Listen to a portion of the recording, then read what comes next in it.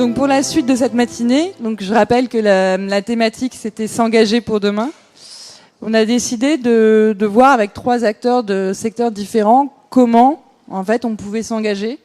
Et dans cette optique, j'ai demandé à Laurane Germont de venir témoigner au nom du monde de l'art et de la culture. Parce que Laurane a créé il y a 11 ans déjà, ou co-créé, on va voir,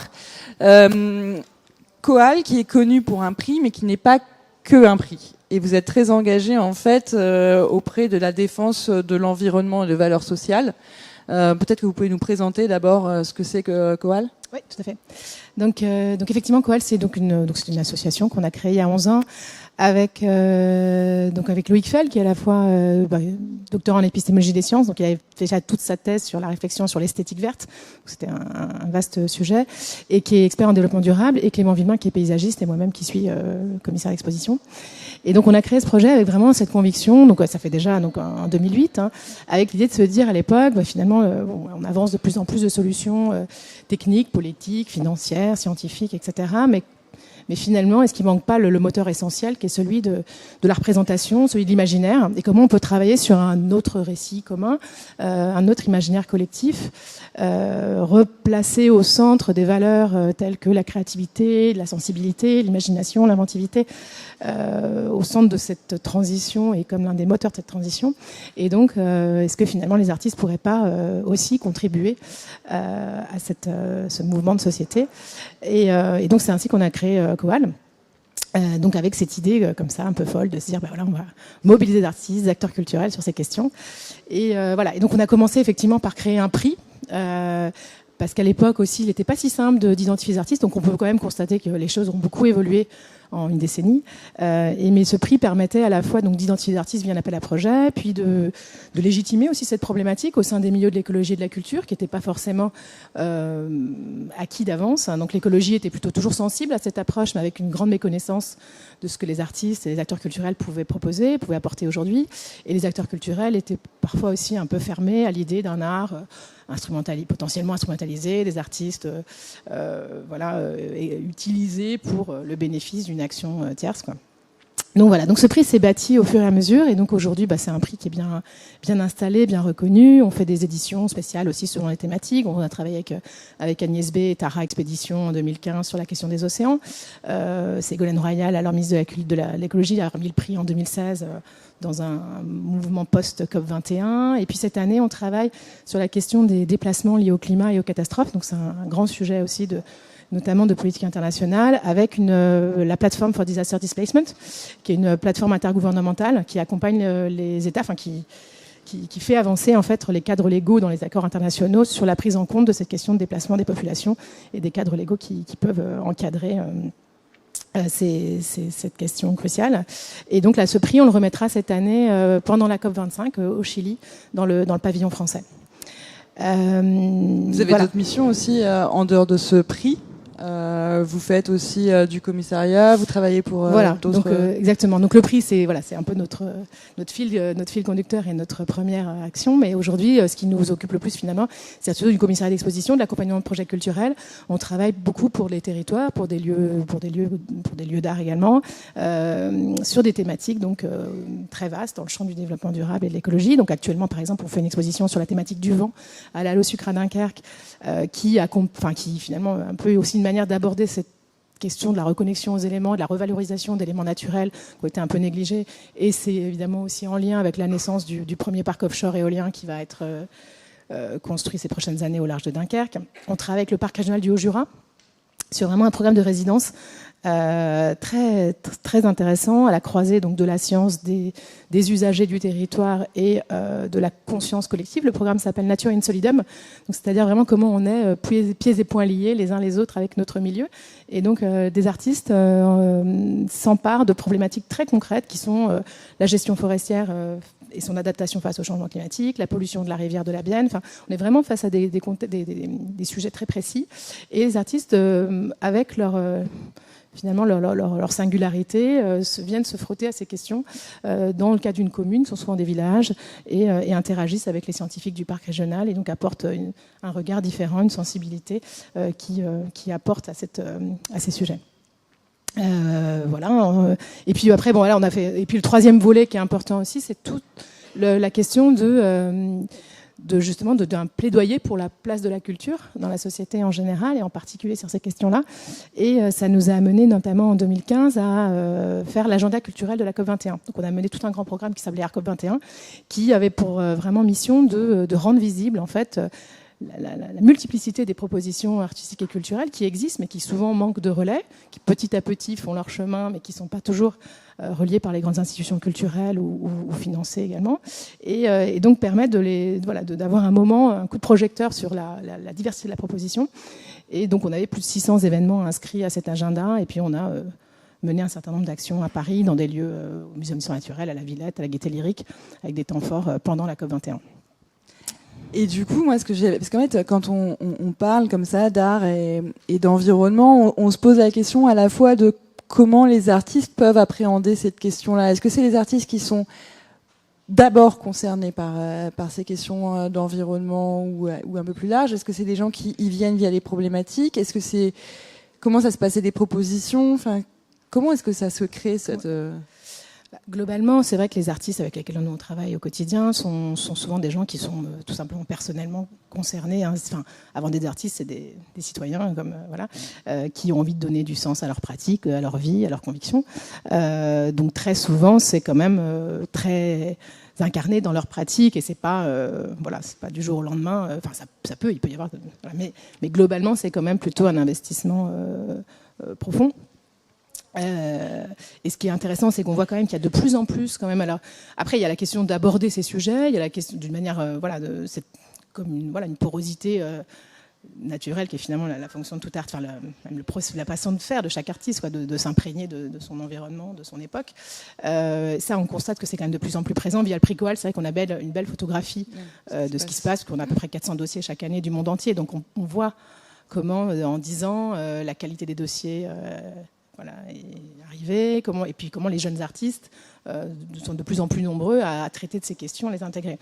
Après, il y a une différence aussi entre parler de certains sujets ou travailler dans la nature, etc., et puis vraiment accéder à une approche plus fine de ce que c'est que la complexité du vivant, de ce que c'est que l'écologie, etc. Donc après, il faut aussi gagner en connaissances, et c'est souvent aussi des artistes qui collaborent beaucoup avec les scientifiques. Donc là, il y a la question du vivant. J'en parlais de la question du vivant. Alors c'est vrai que c'est un sujet sur lequel on travaille beaucoup cette année parce que donc en juin prochain, en juin 2020, vous savez peut-être qu'il y aura le Congrès mondial de la nature de l'UICN qui aura lieu à Marseille. Donc c'est un grand sommet international qui aura un peu les mêmes répercussions que la COP21 en son temps, mais sur la question de la biodiversité. Et donc ça a lieu en France. Le gouvernement s'investit beaucoup pour faire monter en fait à la fois la conscience des enjeux liés à la biodiversité et enclencher des programmes. Et donc nous, dans la continuité d'Arc 21, le ministère de l'écologie nous a demandé de lancer une saison culturelle sur la biodiversité, donc qui s'appelle Vivant. Donc on va de la même manière animer cette scène, mais avec vraiment l'idée de créer du lien entre les acteurs de conservation de la nature et les artistes. Et donc pour revenir à faire des exemples, c'est vrai que je réfléchissais à trois exemples justement sur la question du vivant, parce que tu me demandais hier si tu devais me dire par exemple 3 manières de s'emparer de cette question du vivant. Il y a par exemple, alors là je pense à 3 projets qui sont en développement en ce moment. Il y a donc Stéphane Perrault par exemple qui présente une pièce, donc il est rentré en lien avec justement des équipes scientifiques du Muséum d'Histoire naturelle et du parc du Haut-Jura avec lequel on travaille, sur la question de la biodiversité sonore. Donc le muséum a démarré un grand programme assez inédit d'écoute de la biodiversité sonore pendant 10 ans, donc avec vraiment un principe de captation très précis. On pourra dans 10 ans étudier l'évolution de ce paysage sonore qui dit beaucoup sur les questions du vivant. On se rend compte quand on écoute ces bandes qu'on entend finalement beaucoup des bruits humains, alors qu'on est en plein milieu de la forêt, fin fond de la montagne. Donc déjà, c'est une vision qu'on n'avait pas forcément, qu'on ne se représente pas nécessairement.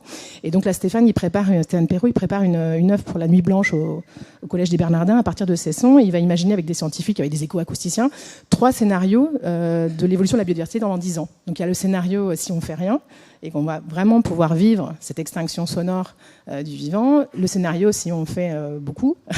Et donc voilà, donc ils ont comme ça imaginé 3 scénarios possibles, mais qui vont se répercuter par le son. Et ça, c'est très important parce que ça donne vraiment la capacité à se représenter des choses qui sont du champ de l'invisible, qui sont du champ du complexe, de l'imperceptible. Et donc les artistes, évidemment, peuvent avoir cette capacité à traduire des champs qui sont impalpables pour la plupart d'entre nous. Et puis il y a ici la question, alors là je pense à un autre projet, il y a tout le champ qui est celui du lien social, du participatif, de ce qu'on peut appeler, ce qu'on appelle dans l'art, il y a un courant qu'on appelle la sculpture sociale. Donc c'est-à-dire vraiment on va travailler sur la question du lien et comment reconnecter ce lien entre humains, mais aussi avec notre environnement naturel, avec les éléments. Et là, par exemple, il y a un artiste avec lequel on travaille beaucoup qui s'appelle Thierry Boutonnier, et on mène actuellement un projet pendant 10 ans qui s'appelle Appel d'air, qui est en lien avec le chantier des gares du Grand Paris Express. Et là, c'est un projet de pépinière citoyenne. En fait, les arbres des futurs parvis des gares, plutôt qu'ils grandissent en pépinière, selon les standards très précis du vivant dans la ville, ces arbres en fait grandissent dans une pépinière sur une friche en fait à Nanterre, et c'est des habitants du Grand Paris qui ont adopté les arbres et qui pendant 10 ans vont en prendre soin. Et donc c'est une réflexion, à la fois ça crée de la transmission de gestes horticoles, ça crée de l'attachement avec des éléments naturels, et puis ça crée une réflexion aussi sur la place du vivant dans la ville, comment le traite comme un objet immobilier. Ça permet de soulever des questions fondamentales sur la façon dont est conçue même la ville, parce que par exemple les arbres arrivent. Ce projet nous a permis de redimensionner ces techniques, mais finalement c'est là qu'on voit que ça peut aboutir à des choses très concrètes. Redimensionner la taille des fosses des arbres, parce que finalement les plans des architectes montraient des arbres sublimes sur les parvis des gares, sauf qu'en fait avec la taille des fosses, ces arbres ne peuvent pas dépasser 30 ou 40 ans de vie, et alors que les dessins c'est des arbres qu'on s'entend. Donc déjà ça met en évidence la façon dont finalement le vivant arrive toujours à la dernière limite quand tout le monde a déjà préempté le terrain. Voilà, donc ça c'est pour montrer aussi que ça travaille sur le champ du symbolique, mais ça travaille aussi parfois sur des choses très concrètes qui peuvent vraiment se traduire dans les projets. Et justement, alors juste pour conclure, en t'écoutant parler, je me demandais sur 10 ans, est-ce qu'il y a eu des évolutions dans les sujets de choix? Parce qu'aujourd'hui on pourrait se dire il y a des sujets qui doivent être un peu bateaux, il y a des sujets qui ont dû émerger, il y a des sujets qui ont peut-être disparu. Est-ce que tu as constaté quelque chose dans le choix des artistes? Alors, ça va être peut-être parfois un regret. Il y a quelque chose de positif et quelque chose, on va dire, pas négatif, qui pourrait être mieux, on va dire. Sur la question positive, c'est vrai que, c'est ce que je disais un peu, très clairement, il y a un engouement, on va dire, il y a un intérêt croissant chez les artistes, il y a un intérêt croissant chez les institutions culturelles, il y a une prise en compte du champ de la culture qui n'existait absolument pas il y a 10 ans, qui aujourd'hui émerge, parce que par exemple là sur le Congrès mondial de la nature, c'est assez intéressant parce que un an avant, les organisations officielles du Congrès ont lancé un appel à projet pour la culture, alors que pour la COP21, un an avant, il n'y avait rien de prévu pour la culture. Ils n'avaient même aucune idée qu'il y aurait des propositions culturelles. Et à la va-vite, quelques mois avant, a été créée une commission parce qu'ils recevaient tellement de propositions culturelles dont ils n'avaient jamais envisagé que ça allait arriver, qu'ils ont dû créer une commission pour les évaluer. Donc c'est intéressant de voir que 3 ans après, ils ont planifié déjà la commission culturelle. Donc ça montre quand même une évolution des mentalités. Et on voit beaucoup d'acteurs des territoires, etc., qui aujourd'hui, sur la question des inondations, sur la question plein de sujets finalement auxquels c'est intéressant aussi de voir que quand les acteurs politiques et publics se trouvent démunis, parce que finalement, à un moment donné, il n'y a pas de solution. Par exemple, le plan Rhône, c'est intéressant sur la question du plan Rhône. La région, elle lance un appel à projet aux artistes parce qu'il n'y a pas de solution contre le risque d'inondation du plan Rhône. La seule solution, c'est de se préparer mentalement. Mais il n'y a pas de solution technique. Donc on se dit, les artistes vont peut-être nous aider à se préparer mentalement. C'est un peu comme les déchets nucléaires et Bure, c'est pareil. L'ANDAM, qui est l'Agence nationale de gestion des déchets nucléaires, pareil, il n'y a pas de solution pour les déchets nucléaires. Donc on se dit peut-être les artistes vont avoir une idée pour la transmission de la mémoire dans 300 000 ans. Peut-être que les artistes auront une idée. Donc, c'est assez intéressant. Voilà. Donc il y a cette chose-là qui progresse vraiment.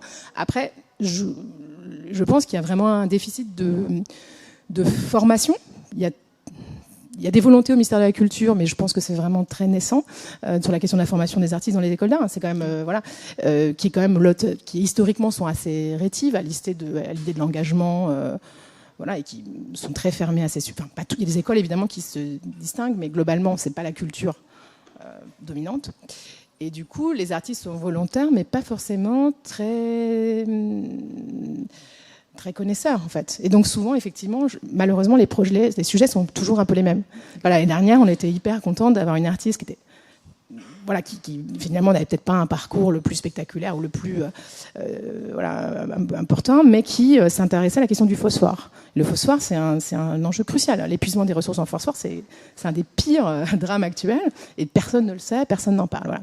Alors qu'effectivement, on va avoir des sujets récurrents qui sont plus facilement abordés par les artistes. Donc voilà, il y a peut-être, s'il va y avoir un module d'éveil pour essayer de comprendre. Effectivement, plus d'éveil, plus d'ouverture, mais après, ça veut dire plus de programmes dédiés, plus d'interactions à sciences, plus de... Voilà, c'est aussi évidemment une question c'est pas forcément facile quand on est un jeune artiste, de s'emparer finement de ces sujets quand on n'a pas de lien direct avec ces environnements. Donc c'est pour ça que ce qu'on essaie de faire avec Vivant aussi, c'est d'accentuer les collaborations entre acteurs de conservation de la nature et acteurs de la culture. C'est vraiment l'objectif de cette saison Vivant, avec cette première échéance du congrès, mais plutôt plus tard, ce qu'on vise avec le ministère de l'écologie, c'est vraiment parce que les acteurs de la conservation de la nature se retrouvent finalement eux aussi assez démunis parce qu'ils ont des missions de sensibilisation, d'éducation, de préservation, qui savent pas, pour laquelle finalement ils manquent d'outils également. Et de l'autre côté, on a des artistes qui finalement ont envie de s'engager, mais qui manquent de connaissances. Donc comment arriver à faire en sorte qu'il y ait une meilleure rencontre de ces acteurs qui ne se connaissent pas en fait, et pour lesquels il n'y a aucun cadre de rencontre à l'heure actuelle. Donc il y a un vrai enjeu autour de ça. Et pour ceux qui ont envie de suivre ce que fait Coal, vous avez quoi comme actualité? Donc on a vu 2020, il y a Marseille, la biodiversité. Voilà. Notre prochaine, il y a le Pricol, mais c'est l'appel à projet du Pricol qui est en ce moment. Prochaine exposition sera le 19 octobre à la Halle au Sucre à Dunkerque. Voilà. Et puis là, on mise énormément sur... après, on a régulièrement des ateliers d'appel d'air à Nanterre, mais là, on vient de finir la saison. Vous pouvez un petit peu les jardiner au mois de juillet encore, mais notre prochaine fête, ça sera au mois de novembre pour la transplantation de 43 nouveaux sujets. Et puis là, on va se concentrer vraiment sur Vivant, et là, on prépare plusieurs expositions. On sera commissaire de la Biennale d'Anglet aussi l'été prochain, à partir de fin août. Donc Anglet à côté de Biarritz, donc c'est une biennale sur la plage qui sera elle aussi sur la thématique de la biodiversité donc cette année. Et puis on prépare des actions à Marseille et à Aix-en-Provence à partir du mois de juin. Merci, parce que en fait c'est des sujets que je trouve assez passionnants, de comment est-ce que en fait on peut mettre l'artiste finalement au centre de problématiques qui sont charnières pour notre époque et qui sont assez importantes. Je ne sais pas, est-ce que vous avez des questions sur les artistes si vous avez comment ils peuvent s'engager, ou des questions sur des expositions qui sont en cours? Non. Le phosphore.